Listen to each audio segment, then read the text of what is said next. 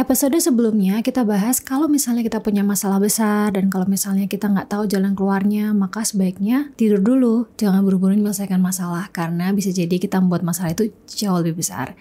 Nah, di episode kali ini kita akan bahas sebetulnya apa sih manfaat tidur dan apa buruknya kalau misalnya kita nggak tidur gitu. Dan kali ini ya aku sendirian karena hari ada halangan.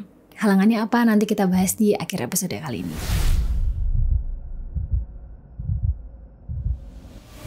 Cerita ini dimulai dari saat aku mulai kuliah ya. Mungkin kalau dulu di sekolah itu jadwalnya kan jauh lebih fix ya. Kalau di sekolah tuh kan sekolah dari jam 7 sampai paling jam 3-an gitu. Terus kemudian ada les dan ada kegiatan atau ini itu atau ekskul ini itu. Terus kemudian paling ulangan dan segala macam itu jadwalnya masih lebih fix gitu. Jauh lebih terkendali. Jadi rasa-rasanya waktu dulu sekolah itu tidur itu bukan suatu pilihan gitu. Kayak tidur tuh suatu kewajiban yang apalagi dulu aku di rumah ya Mas Ian, bukan di kosan gitu. Jadinya kayaknya kalau tidur tuh ya udah sesuatu yang udah pasti terjadi setiap harinya gitu. Nah, pada saat aku mulai kuliah masuk di ITB, pertama-tama aku ngambil jurusannya farmasi ya. Udah farmasi aku ngambilnya jurusannya farmasi industri lagi pada saat itu. Itu pada saat itu ya di angkatanku itu salah satu jurusan yang masuk top 5 tersibuk se-antero ITB katanya. Ada beberapa jurusan lain juga yang sama sibuknya. Tapi jurusan yang aku ambil itu pada saat itu tuh sibuk banget. Untuk pertama kalinya dalam hidupku ya pada saat itu. Aku merasakan artinya kurang 24 jam. Jadi kita semua punya 24 jam dalam sehari. Aku ngerti sih kalian pasti ngomong, enggak Kak, intinya kalau misalnya kamu merasa bahwa 24 jam dalam sehari itu kurang, berarti kamu nggak bisa ngatur waktu. Betul, ada betulnya. Tapi itu pengalaman pertamaku untuk benar-benar mengakui bahwa gila 24 jam tuh nggak cukup pada saat itu. Kenapa kayak gitu? Kuliahnya itu sibuk banget. Jadi aku mulai kuliah bisa dari jam 7 sampai kemudian sekitar jam 11, jam 12.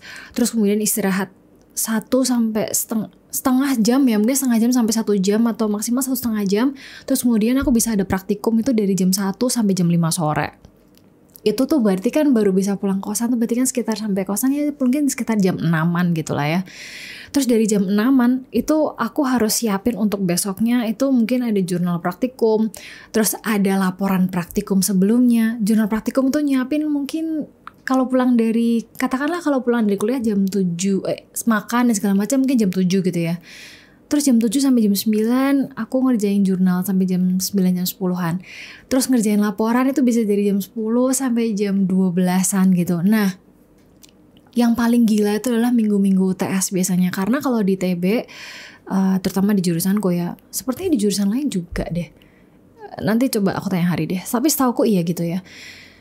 Itu tuh nggak libur. Jadi kuliahnya tetap, jam kuliahnya nggak berubah, cuma bedanya ditambah ujian gitu. Biasanya tuh di minggu ke-8 kalau nggak salah, minggu 8, minggu 9. Jadi tetap ada praktikum, tetap ada laporan, tetap ada jurnal, dan ujian. Itu yang paling gila sih. Kalau misalnya dengan jadwal seperti tadi, ya kemungkinan besar kami nggak tidur untuk belajar gitu. Belajarnya mungkin ya dari jam 11 sampai jam 2, jam 3 gitu. Terus ujiannya besoknya kadang-kadang jam 7 pagi loh. Pada saat itu ya, ini tuh adalah ucapan yang sering banget terdengar di antara anak-anak ITB, terutama di angkatanku ya. Aku nggak tahu kalau anak ITB sekarang ya. Itu tuh sering banget kami bilang, gue nggak tidur. Gila, gue nggak sempet tidur. Dan kadang-kadang beberapa anak itu malah bangga gitu loh karena nggak tidur gitu. Karena seolah-olah tuh jadi sebuah bukti akan dedikasi kepada profesi kami yang begitu besar gitu rasa-rasanya pada saat itu ya. Terus kemudian juga bahkan aku punya ini tuh temennya mantanku ya pada saat itu ya. Itu cukup ramai di angkatan dia karena jadi dia tuh katanya masih zaman SMS ya. Dia SMS mamanya gitu, "Ma, aku belum tidur nih hari ini," gitu. "Oh iya nak, semangat," gitu. Terus kemudian besoknya anaknya ngechat lagi, SMS lagi, "Ma, aku hari ini juga gak tidur lagi." "Oh iya nak, semangat, lanjutkan usahamu." Pada saat itu gue merasa kayak, wah gila ya nih anak, dedikasinya besar banget. Kok gue gak bisa kayak dia, kok gue lemah ya, kok gue tuh butuh tidur, kok gue kalau gak tidur tuh pusing, kok gue kalau gak tidur tuh bad mood dan segala macamnya. Pada saat itu gue merasa tidur itu adalah sebuah kelemahan, literally pada saat itu ya, di umur-umur 20-22 ya terutama.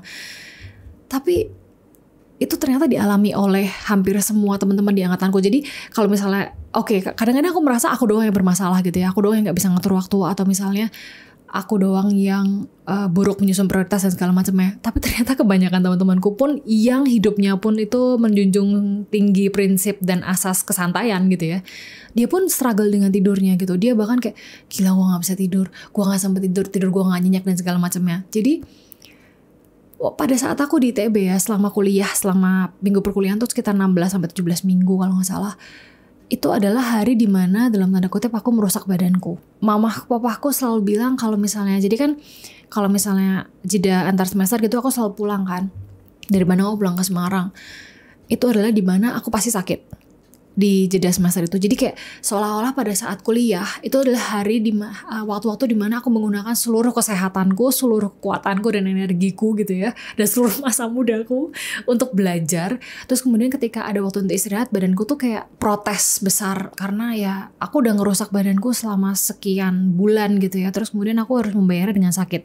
Aku selalu sakit di jeda semester itu.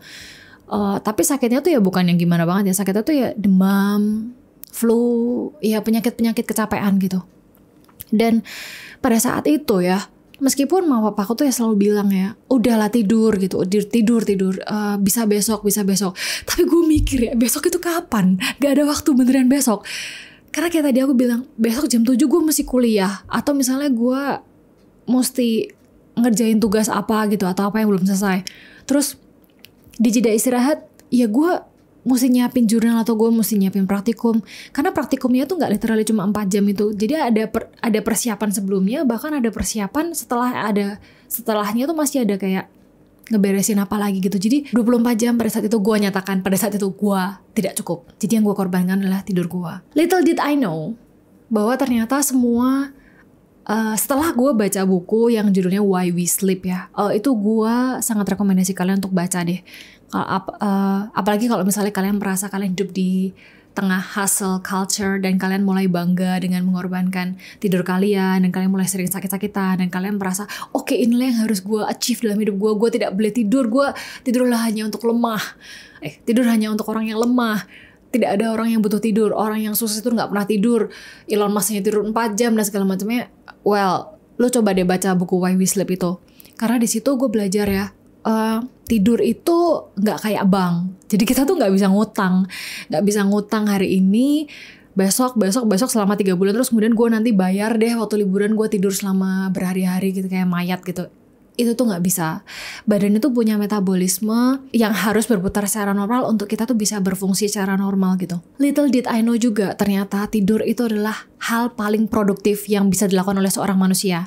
Karena ternyata di antara seluruh makhluk hidup yang ada di dunia ini, hanya manusia yang sleep deprivation. Jadi hanya manusia yang kekurangan tidur secara sadar gitu. Karena makhluk-makhluk lain itu ya tahu kapan dia harus tidur, kapan dia harus beraktivitas dan segala macamnya.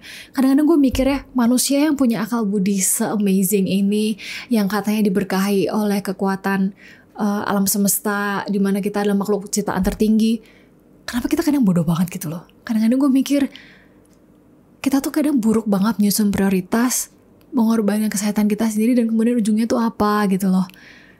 Yang dicari tuh apa. Kalau misalnya, karena gini, gue inget ya pada saat gue di TB, itu sakit itu adalah sesuatu yang kayak alasan yang udah gak bisa lagi jadi alasan, karena semua orang sakit gitu rasanya. Kayak kalau misalnya lu cuma pusing atau lu misalnya demam dikit gitu ya, itu tuh udah kayak ya udah semua orang sakit gitu. Semua orang tidak pernah bener-bener on the top of their fittest condition gitu. Jadinya ya semua orang kayak struggle day by day gitu pada saat itu ya. Yang aku rasakan pada saat itu.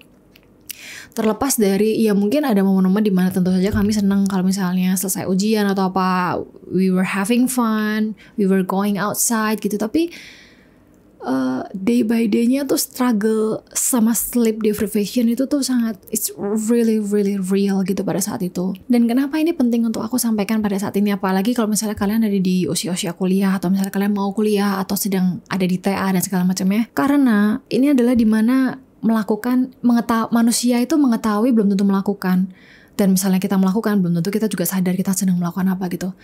Yang paling benar adalah mengetahui lalu melakukan gitu kan. Aku mau menyampaikan ini karena siapa tahu kalian semua tuh sebenarnya sudah sadar gitu bahwa betapa pentingnya tidur, betapa tidur itu tidak bisa digantikan dan segala macamnya. Tapi kadang karena hype sosial media atau karena yang terjadi di society sekarang, dimana kayaknya kehidupan tuh nggak pernah tidur gitu ya. The city that never sleeps tuh kayak keren banget gitu seolah-olah, atau kayak kalian tuh merasa ya ini kak kalau mau sukses ya harus kayak gini.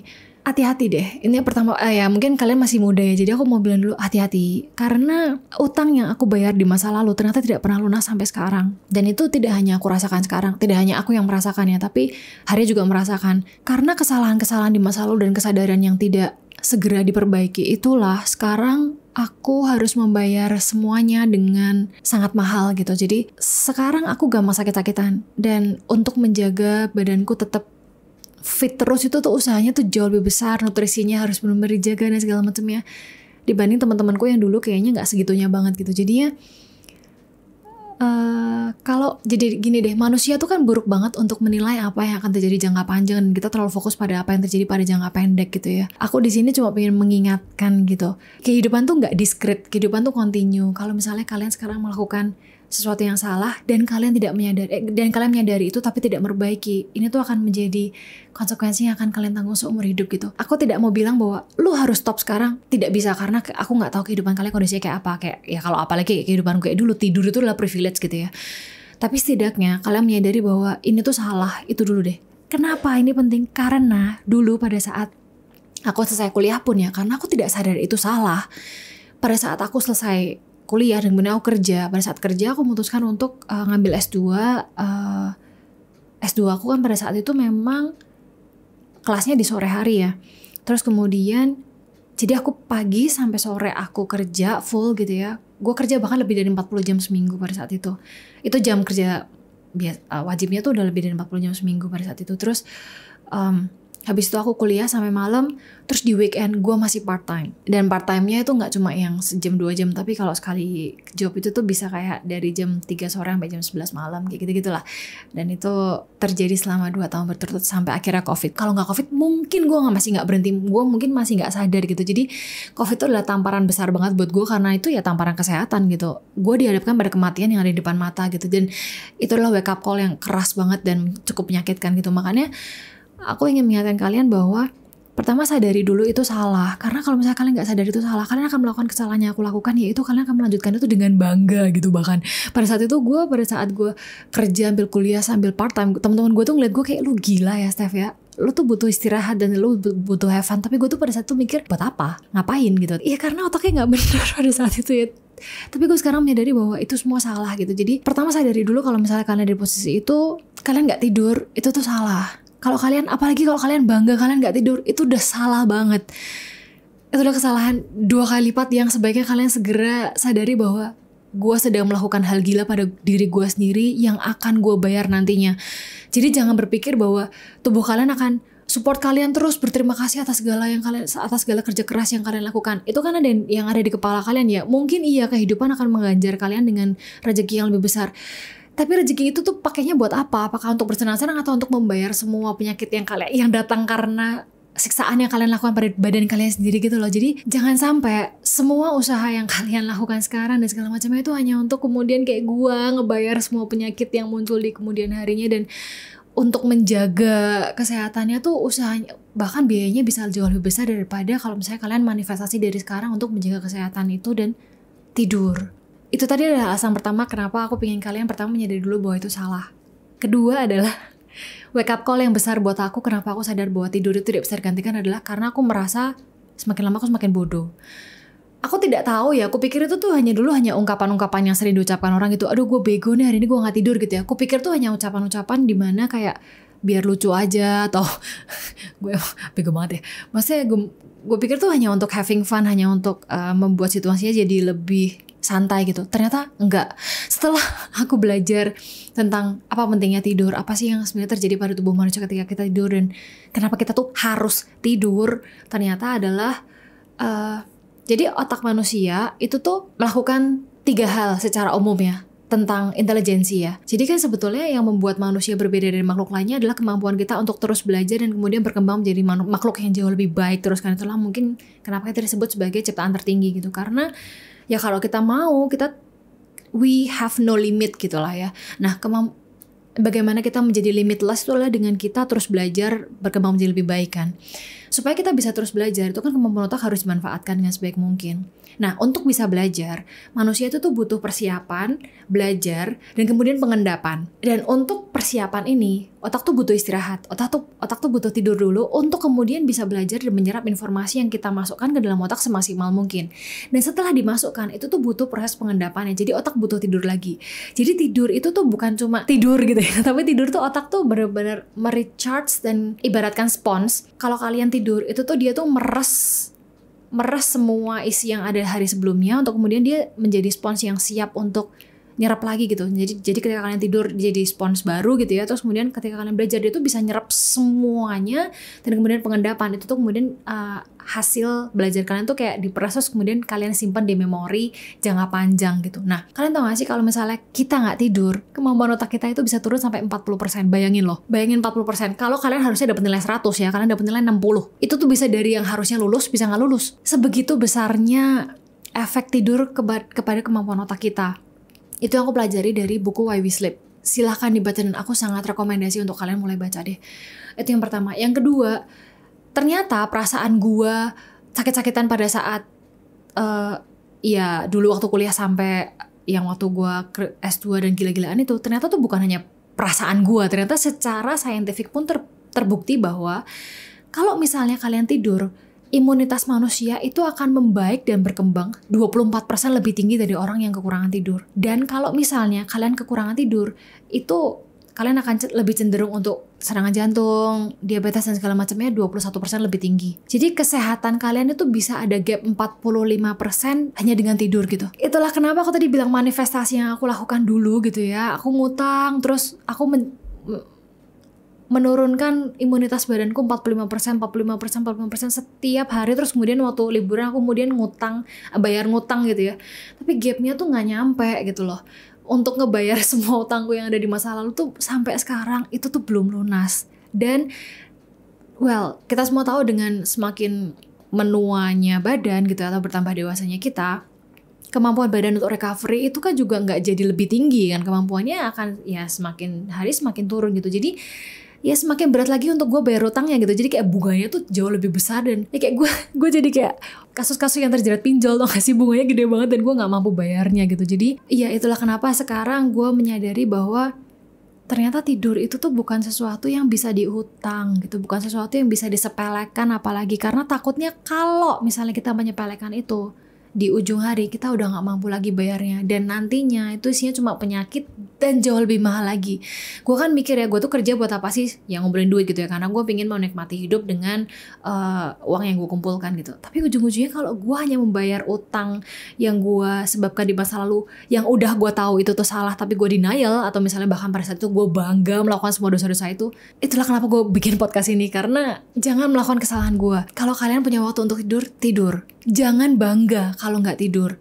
Oke lah, kalian pengen having fun, kalian mungkin pengen clubbing dan segala macamnya. Oke, but once, sebulan sekali atau mungkin 2 bulan sekali gitu ya. Sisanya tidur deh. Kenapa? Karena memang mungkin ya gue tahu rasanya. Kadang-kadang kita merasa kayak YOLO, you only live once, and kapan lagi gue having fun. Oke, tapi kalian mesti mencoba untuk membalancekan itu gitu. Karena ya kayak gue bilang sekarang, gue bukannya berusaha menjadi seorang orang tua ya. Gue cuma pengen jadi kakak yang udah tua aja, yang gue sekarang mesti bayar semua utang gue gitu. Jadi gue cuma pengen kalian tahu apa yang akan ada di hadapan kalian ke depannya kalau kalian terus melanjutkan apa yang sudah kalian sadari salah ini, dimana dengan hustle culture, the city that no sleep, life that needs no sleep. Well, I just want to say it's wrong. Nah kemudian belakangan ya, karena aku udah bikin konten komunitas untuk quarter life crisis ini kan udah sekitar, berarti udah jalan 2 hampir 3 tahun lah ya.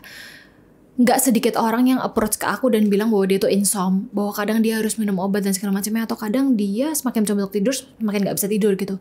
Nah, gue cukup bersyukur karena keluarga aku tidak ada riwayat insom. Ada temanku yang udah dari umur 18 itu udah insom, dan karena dia nggak punya uang pada saat itu, akhirnya dia ya sleep deprivation aja gitu, tapi nggak bisa berobat karena misalnya ya pada saat itu belum ada BPJS dan segala macamnya, jadi belum ada fasilitas dan privilege untuk bisa berobat gitu. Nah sekarang kehidupannya ya we know cukup sakit-sakitan lah ya, cukup cukup boros untuk kesehatannya gitu jadinya.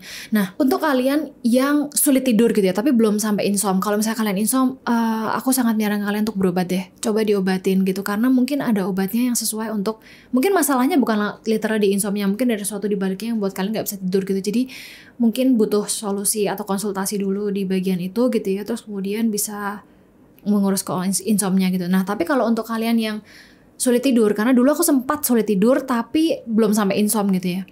Ya meski kadang-kadang sih, aku nggak yang literally susah tidur sih. Kalau capek ya pasti bisa tidur gitu. Tapi sekarang-sekarang ini karena mungkin sibuk dan otaknya kan susah shutdown gitu ya. Jadinya aku belajar gitu. Sebetulnya gimana sih untuk membuat badan kita tuh mau nggak mau dibuat tidur gitu. Jadi saking capeknya atau mungkin saking nyamannya, kemudian badan tuh ngomong sama otak untuk yuk tidur yuk, aku tuh capek gitu. Nah, aku tuh belajar ternyata ada 3 hal yang aku sampai sekarang gimana sih? Aku inget baik-baik ya. Pertama, badan manusia kita, terutama di tropis ya, itu tuh kita tuh lebih gampang tidur kalau misalnya suhunya tuh rendah.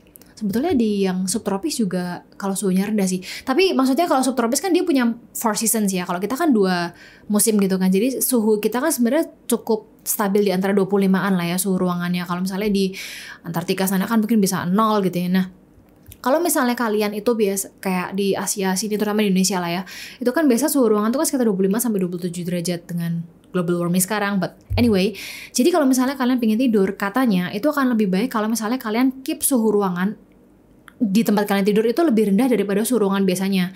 Jadi kalau misalnya biasa kalian kerja di suhu 23 gitu ya, mungkin ada baiknya kalau kalian mau tidur itu turunkan di suhu 21 sampai 20 gitu. Kemudian selimutan. Ternyata itu terbukti menurut saintis itu bahwa itu akan membuat badan itu jauh lebih rileks. Itu yang pertama. Kedua, aku selalu berusaha untuk sebelum tidur itu aku mandi air hangat gitu, karena itu akan membantu badan untuk menurunkan suhu tubuhnya lagi dengan lebih cepat gitu. Sebetulnya apa efeknya? Karena ketika suhu badan tuh turun, otak tuh akan lebih rileks gitu. Iya, kayak kalian kalau marah kan badan kan panas kan, karena ya semua pembuluh darahnya kan mompa setengah mati tuh. Nah, tapi kalau misalnya suhu tuh turun, jantung tuh akan lebih santai dan kemudian salah satu akan lebih rileks dan otak kita akan kemudian menerima sinyal-sinyal kayaknya badan ini butuh istirahat atau pengen istirahat, coba gue shutdown deh gitu. Jadi suhu itu tuh pengaruh banget. Nah, yang ketiga itu adalah regularity. Jadi aku tahu sih kadang-kadang aku juga, ini adalah tantangan terberatku juga ya, karena kadang-kadang kalau misalnya kita hari Senin sampai Jumat kan kita mesti kerja dan segala macamnya, terus atau misalnya mesti kuliah gitu ya, dan kita kan nggak bisa bangun seenaknya atau segala macam. Jadi ketika weekend kita pinginnya kayak tidur jam 3 pagi, terus ntar gue bangun jam 10, terus ntar Sabtu kayak gitu lagi, Minggu kayak gitu lagi, terus kemudian ketika Senin kalian setengah mati banget bangunnya kayak zombie gitu. Nah, coba jangan terlalu ekstrim. Bukannya nggak boleh ada bedanya ya.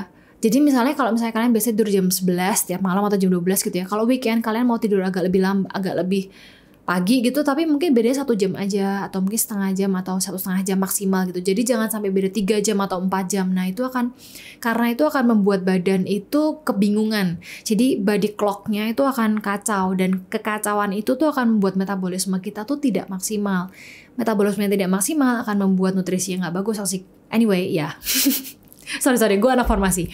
Ini tuh sebetulnya sel-selnya udah siap bangun apa belum gitu loh. Jadi kalau misalnya ada jadwal yang baik, yang teratur, itu badan akan lebih, oh iya ini saatnya gue sekarang membangunkan orang ini. Bahkan atau misalnya ini adalah saatnya gue minta orang ini untuk tidur kayak gitu-gitu. Nah, ketika kita berinvestasi di mengatur kepala kita untuk udah tidur, nah nanti badan itu yang akan mengingatkan otak untuk tidur. Jadi ada kerjasama yang baik antara badan dan otak, dan tidak ada yang lebih menyenangkan daripada situasi yang seperti itu, karena nantinya ketika kita saatnya bangun badannya seger gitu, atau saat tidur ya udah badannya ngantuk gitu. Jadi itu akan jauh lebih menyenangkan untuk kita in the long run, karena kemudian kita sangat bisa mempercayai dan mengandalkan badan kita sendiri. Karena semakin kesini aku makin banyak dengar teman-temanku yang nggak ngurusin tidurnya itu, dia tuh udah kayak, aku tuh udah pasang alarm 5 loh, ini literally ya, real story. Temen gue itu pasang alarm di 5 HP-nya dan 5-5-nya nyala, tapi dia nggak denger.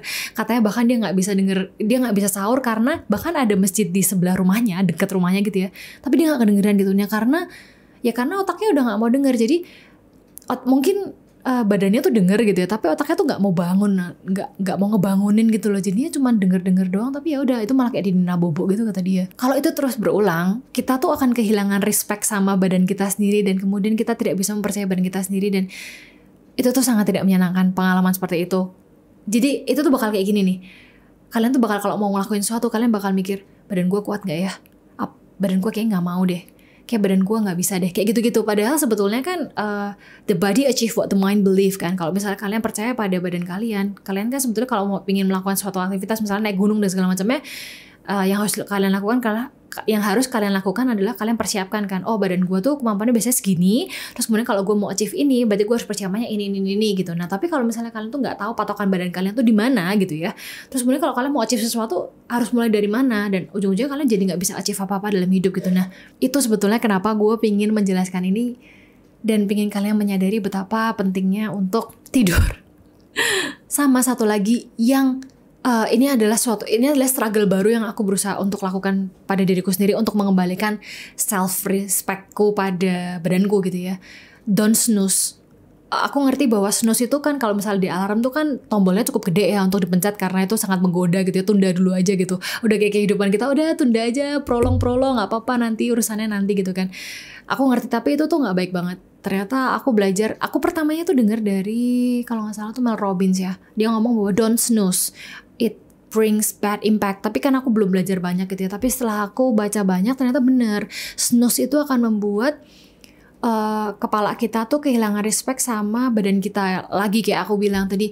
Karena kan kita kan udah masang nih, oke gue tidur jam 11. Ketika alarm nyala itu kan sebenarnya kan badan kayak diingetin gitu kan, yuk tidur gitu. Nah tapi ketika kepalanya kayak diingetin, udah kamu tuh janji pada dirimu sendiri kamu tidur ya. Tapi kemudian ketika badan nanti dulu lah kayak kepalanya tuh nggak bisa berkomunikasi dengan baik dengan badannya, terus kemudian kamu snooze gitu ya, itu tuh kita akan perlahan-lahan kehilangan respect kita pada diri sendiri, karena kita tidak bisa menjaga komitmen kita bahkan pada diri kita sendiri gitu.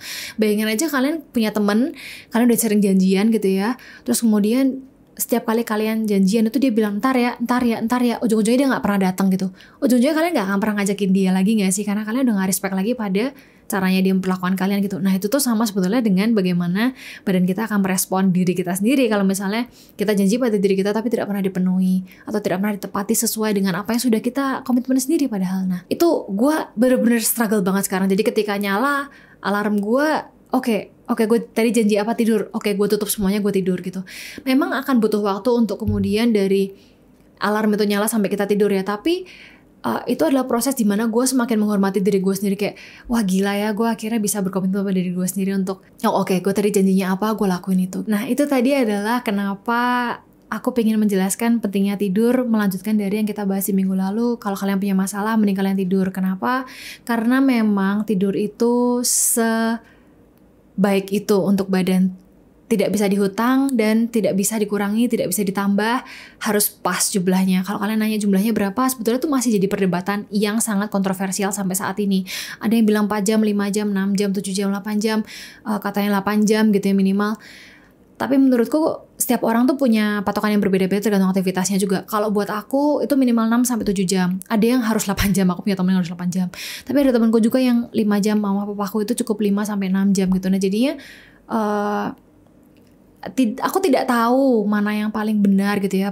Risetnya masih berkembang terus dan ya mesti diikuti. Tapi pada akhirnya yang pasti adalah tidak boleh kurang dari 4 jam. Good quality sleep ya. Tidak boleh kurang dari 4 jam. Ya aku akan rekomend untuk lebih dari itu. Coba kalian riset diri kalian sendiri juga lah ya. Untuk menjawab tadi yang aku ngomong di awal, kenapa aku akhirnya pada hari ini sendirian? Karena hari lagi mengurus perhara lokasi ya. Jadi mohon dimaklumi.